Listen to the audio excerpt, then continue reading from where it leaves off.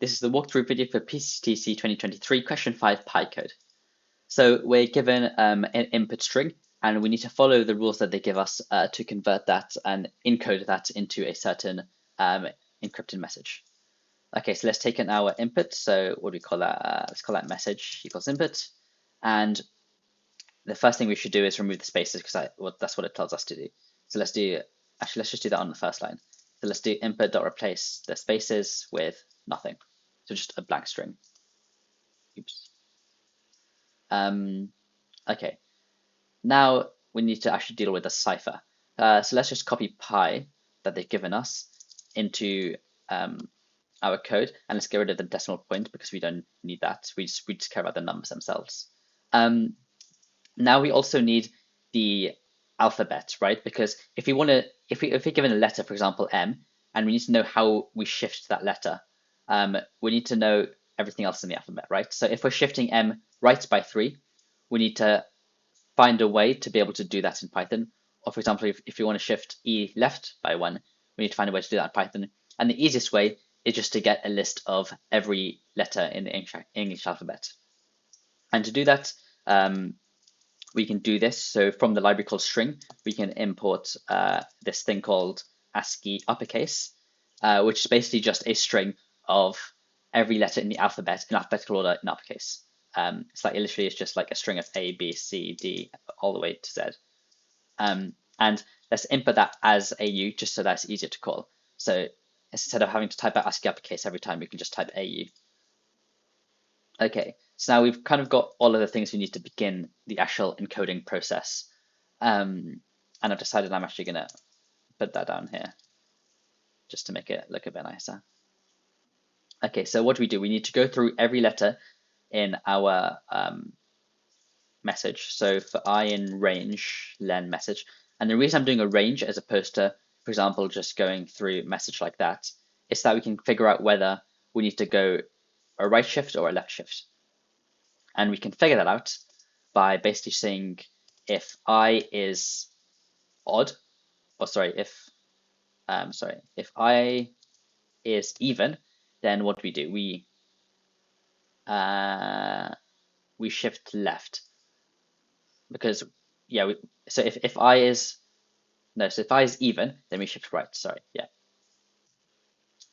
And that's just because I starts off at 0 in our code, and the very first shift we want to do is right, and then we alternate between left and right. And so that means the next time we have an odd number, that's going to be left. Next time we have an even number, that's going to be right, and so on. And so we're using this odd even idea to essentially alternate between shifting left and shifting right.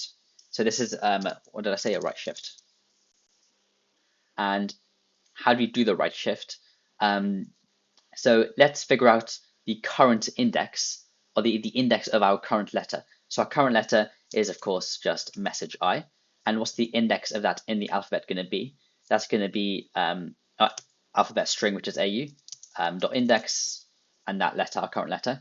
And so this is almost like the index of our current letter. And now we need to shift it.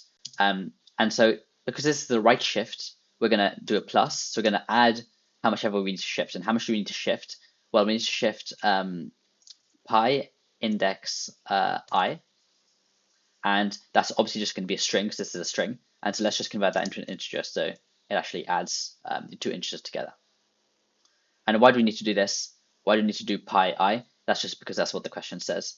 It says, for example, how much we shift the very first letter in our message by? We shift it by whatever the very first value of pi is, which in this case is 3. And so we've done our shift. Now we need to turn this new index back into the new letter. And so we're just going to basically just reference that. So what we've done here is we've created a new index. And now let's turn that back into the corresponding letter by just calling that index position of our uppercase ASCII letters.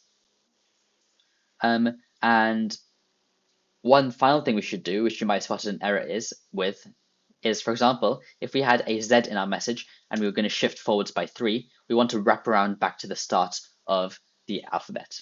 But obviously, in this case, Python will just complain, right? Because our last index, or index Z, is 25. And therefore, if you add 3, you get to index 28. But index 28 does not exist in AU. And so to account for that, we're going to just use the modulus operator. So we're going to mod our brand new index by 26, which means as soon as you get to 26, you wrap around to the start and it's going to be reset to 0. And that way it wraps around just how we want it. And now what we're going to do is we want to copy, well, I guess we want to copy that single line of code and put that in the else statement. And this is going to be our left shift. And so how do we change that right shift into a left shift? Well, we just replace the plus with a minus. So instead of going that way, we're going the other way when we're shifting. And everything else should be the same. But what do we actually do with these letters? So we've done all this effort to shift the letter and calculate the new letter. That's what this entire line of code does. But now we need to actually do something with that. And we're going to add that to our answer string. So our answer string is going to be the encoded message, which is going to start off blank at the start of our code. And as we run our code, we're just going to concatenate, or we're going to add our brand new letter to our answer string. And so by the end of the code, we should have a fully fledged answer string that we can just print out.